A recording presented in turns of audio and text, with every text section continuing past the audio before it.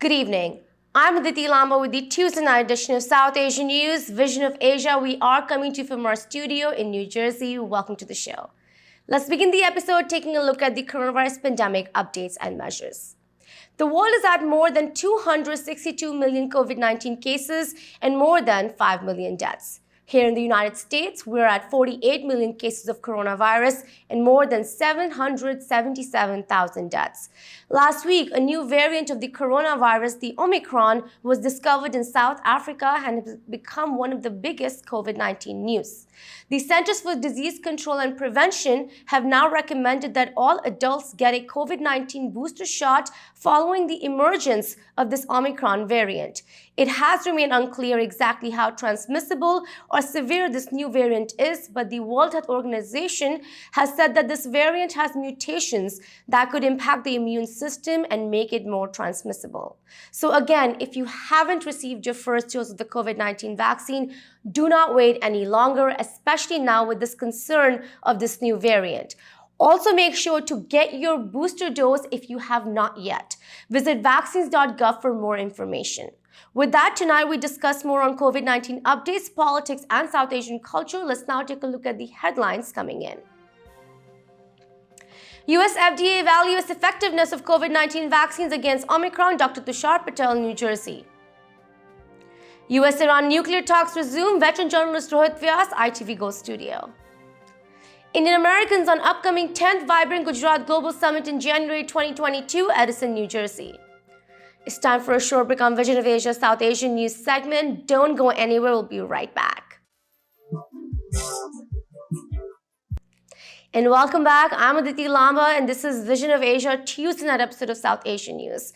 On coronavirus updates and more, the US Food and Drug Administration today said that it was evaluating the effectiveness of the authorized COVID-19 vaccines against the new Omicron coronavirus variant and expects to have more information in the next few weeks. First detected in South Africa, it is still unclear how much this new variant will impact us in the next coming days and weeks. The new variant has sparked worries around the world that it could resist vaccinations and also prolong the nearly 2-year-old COVID-19 pandemic. The FDA today maintained that the vaccines still remain highly effective at preventing COVID-19 and serious illness outcomes and have again urged Americans to get vaccinated. Also today, Dr. Anthony Fauci said that it is difficult to know whether the Omicron variant will lead to severe disease and shared that preliminary information from South Africa indicated it did not lead to unusual symptoms. More on this, we have now our conversation with ITV Go senior health expert Dr. Tushar Patel. Here is Dr. Patel.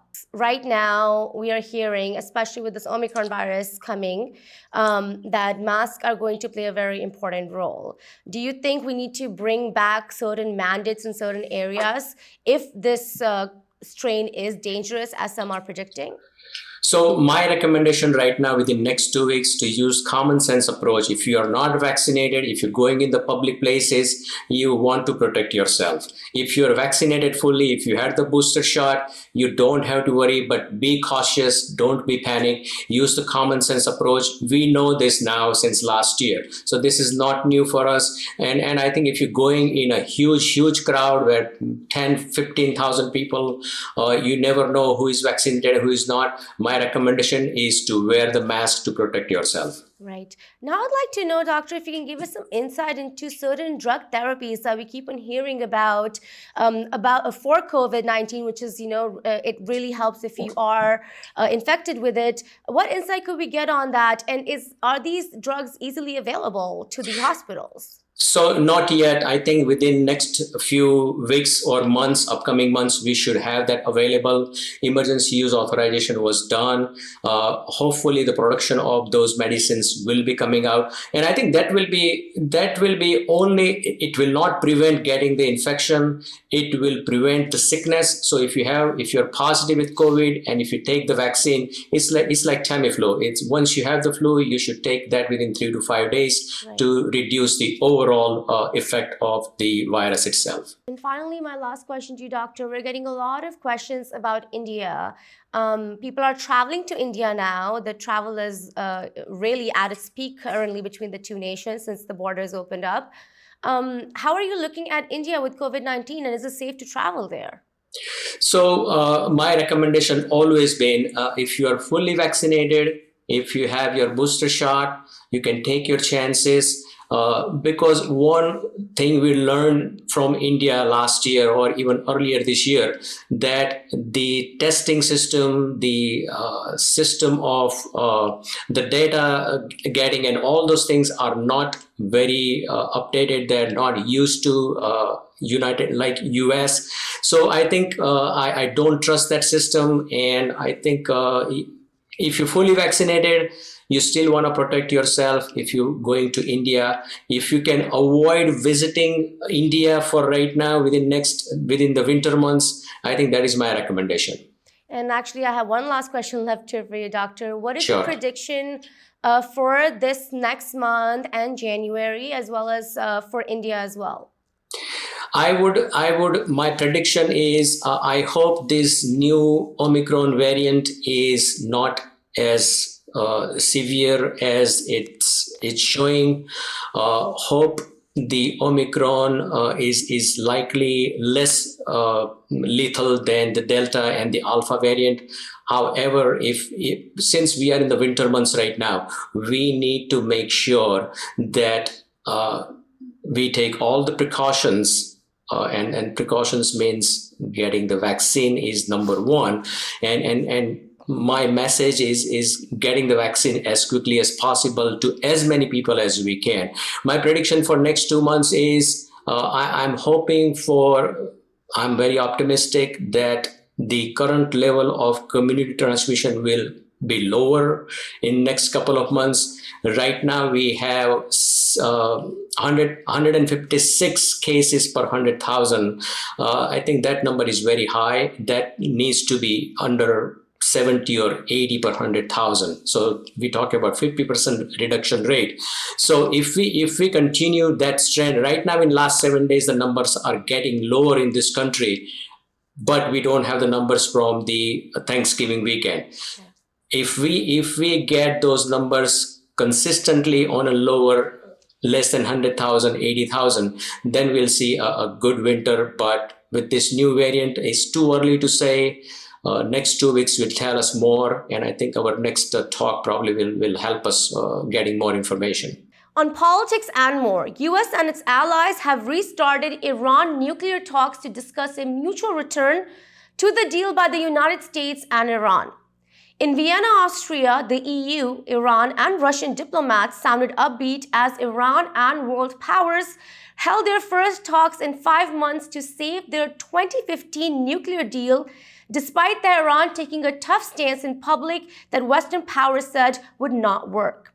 Delegates have offered optimistic assessments after the new round began with the cession of the remaining parties to the deal with the US, whom Iran refuses to meet face-to-face. Matters would become clearer with detailed talks on sanctions and nuclear issues. Iran has adopted, however, an uncompromising position by demanding the removal of all US and European Union sanctions imposed since 2017. More on this, we have now our conversation with ITV Gold senior political commentator, veteran journalist Rohit Vyas. Here is Mr. Vyas. Let's now talk about another big news that caught my attention, everyone else's attention, and I think that the audience should have a little bit more information on it. These nuclear talks with Iran, for years they have been going back and forth between the two countries. Many look at the nuclear power in Iran as dangerous for the rest of the world. Iran obviously wants to probably have a hold and a stake in the nuclear weapon power. How are you looking at this, and how does this affect the common person living here? A very serious issue. The nuclear talks with Iran have restarted in Vienna, even as you and I are speaking here in the studio at ITV Gold. They've begun in Vienna. These are not direct talks between Iran and the USA. As you recall, the Trump administration, 2015 was when the Iran nuclear deal was signed in the Paris Accords. Iran seemed to be about a year away from being able to produce a nuclear bomb because they needed enriched uranium, which is what they were producing. But with the deal, there was the inspection being carried out by the IAEA, the International Atomic Energy Agency, a UN body, which is tasked with keeping a check on Iran's ability to produce uranium fuel, which is needed to produce a nuclear bomb. Now, President Trump came, as you know, came in and tossed out the agreement. Yeah. And instead, and by the way, the sanctions which were imposed on Iran until 2015 were then, withdrawn, so that the economy, they were able to make money by selling oil and things like that, which Iran is a huge oil supplier, a huge oil producer. Okay, but with President Trump coming in, 2016 election, and having come in and tossed out the agreement and then reimposing sanctions and doubling those efforts, it weakened Iran's economy. But then you had the regime that decided, okay, if that's the case, we're going to start ramping up our production of nuclear fuel, namely uranium. So now they have this ability to produce enriched fuel, enriched uranium, which can be used for producing a nuclear bomb. So, as I was saying, they were a year away at that time from being able to produce a bomb. With the time that's lapsed since they were thrown out of the agreement, and the agreement was repealed by the United States under President Trump, Iran has, in all probability, stepped up the production of uranium fuel, which means they could be anywhere from 3 to 1 month away from the capacity to produce a bomb. So these talks in Vienna are extremely urgent. These talks in Vienna are extremely important for the common man, not just here in the United States, but around the world. Because if you have an Iran that possesses or is able to build a nuclear bomb, everyone knows the significance of that, or should know the significance of that. It could disrupt all that's happening in the Middle East. Yeah. The calm and the peace at this time in the Middle East could be entirely disrupted, and we could have a serious situation, not just the tensions between the United States and Iran itself, but in that entire region, which will have consequences for the entire world. Right. So these talks are extremely important, but they're intermediaries right now that are representing the US side and the Iranian side, because both refuse to talk to each other. The US is open. The US is actually open to direct talks, but the Iranians are now hardballing and saying no. They have a new president who's a hardliner, and he will not come in to talk to the United States unless certain demands are met. No. It's very interesting. The United States is a part of creating nuclear power, and it's been there. It's one of the leaders. And many people that are talking about this Iran situation are criticizing the US, saying, if you can produce it, why are you stopping the rest of the nations? If you're doing it, why are you stopping another one? How do you respond to that? Well, that's true. I mean, those who've had it have it, but most of the countries that have it right now have proven to exercise restraint. Okay? With a nation like Iran, you're not certain, especially with a hardline regime. Now, if they had a democratic regime where, where people were voting the leaders to power and things like that, I think you'd be less fearful. But when you have hardliners, when you have extremely authoritarian like figures up there, Ali Khamenei and all the rest of it, I mean, what's going to come eventually. There's not going to be restraint. There'll be one flashpoint where someone like that, a leader who's a hardliner, suddenly decides, okay, heck with it, I'm going to use the bomb. We know in today's world, the United States is not going to use the nuclear option. It's not going to be the first one to do it. Neither are any of the other members of the nuclear club. I don't think Russia is going to be doing it. I don't think China is going to be doing it. I don't think India is going to be doing it. France, the UK, none of these people. All democracies. You know they're not, well, the other two are not, Russia and China, but you know they're responsible enough. Yeah. I mean, at least at that level, you know, they know they're not going to, we know they're not going to use it. Iran, unknown factor. And so therefore there's the uncertainty, and therefore you'd rather see them not have it than have it. Yeah. Because bargaining with them will be a whole different ballgame altogether. It's now time for another short break on Vision of Asia, Voice of the Community. Don't go anywhere. We'll be right back. And welcome back. I'm Aditi Lama, and this is Vision of Asia South Asian News segment. In Edison, New Jersey, a high-profile delegation from India was greeted by the greater Indian American community of the tri-state at an event to discuss and publicize the upcoming Vibrant Gujarat Global Summit taking place January next year from the 10th to the 12th, organized by the government of Gujarat in India. The summit presents one of the most reputed global forums for business networking, knowledge sharing, and strategic partnerships for inclusive socio-economic development. In this 10th edition, this brainchild of Indian Prime Minister Narendra Modi will be presented with a central theme of Atmanirbhar Gujarat to Atmanirbhar Bharat. The event in New Jersey was organized to spread the word of this upcoming global summit and to invite Indian Americans. It was jointly hosted by the Consulate General of India in New York and the Federation of Indian Associations, FIA, along with Indian community leaders. The delegation was led by Principal Secretary of Finance in the government of Gujarat, Mr. J.P. Gupta, and also included New York's Indian Consul General, Mr. Randhir Jaiswal. This event also saw in attendance and support ITV Gold's chairman Padma Shri Dr. Sudhir Parekh. Here is the story.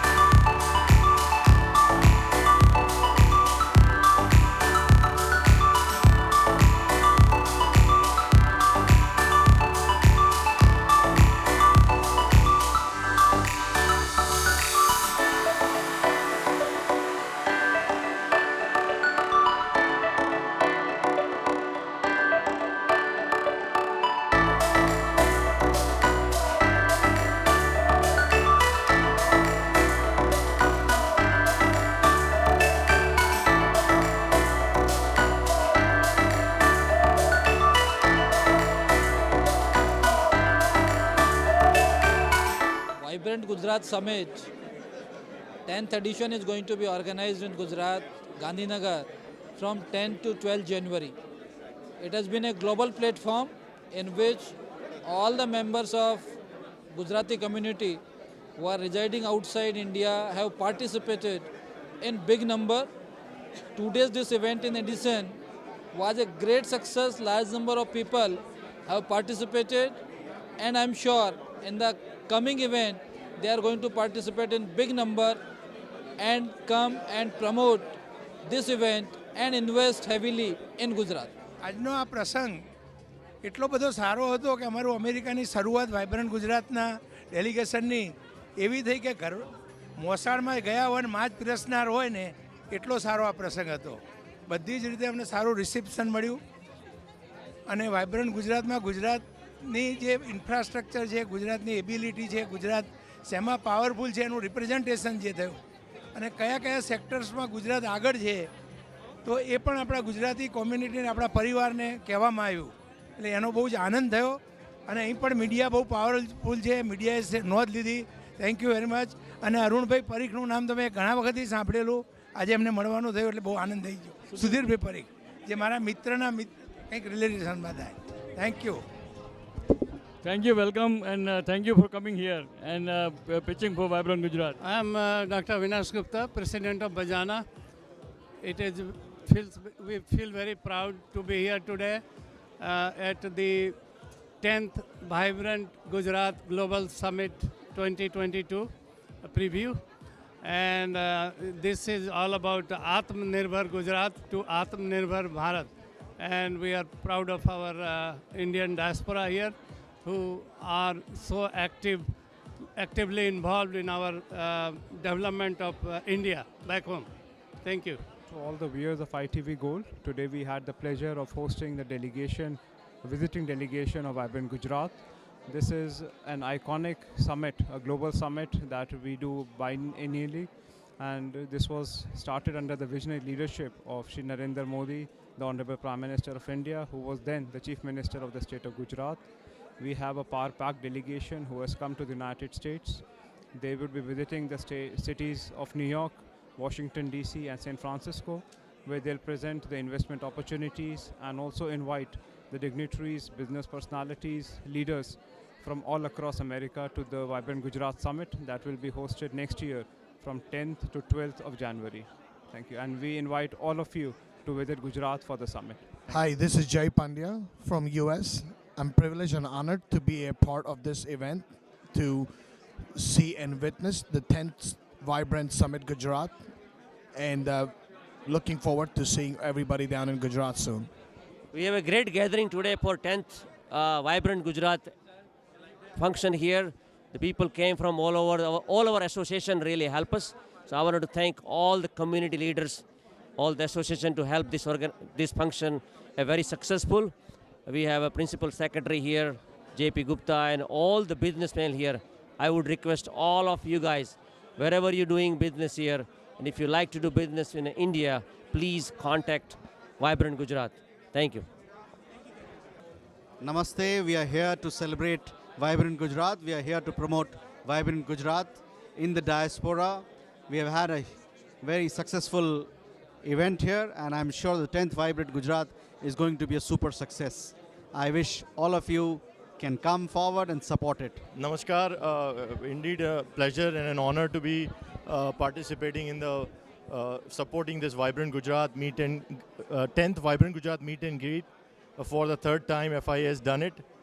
We are proud and honored to be partnering with the delegation and hosting the delegation here along with Consulate of India, New York, for which we are very gracious. I congratulate all the, I wish all the viewers of ITV Gold warm season greetings and stay safe, and thank you for covering this event. God bless. We invite all of you, and through you, to your friends, colleagues, and all your business acquaintances to Gujarat, to Vibrant Gujarat. Vibrant Gujarat Summit 2022. We welcome with open arms, with folded hands, and with the spirit of friendship and business. I, before conclude my presentation, would like to thank all of you for sparing your time on a Sunday afternoon to hear us, to interact with us. Before I conclude, I would like to introduce my business and the other delegate members who have accompanied me. They can just quickly come one by one and quickly introduce themselves and their companies, so that some of you who could not meet them, they could just have their glimpse. Please, one by one. Well, with this, we wrap up our show for the night. Please send us your suggestions and get your voices and organizations on our show. Email us on events@itvgold.com or follow us on our Facebook handle @itvgold. You can also subscribe to our YouTube channel for free access to many of our popular shows. Thank you for joining us tonight from Edison, New Jersey. This is Vision of Asia, and I am Diti Lamba. Take care and be well.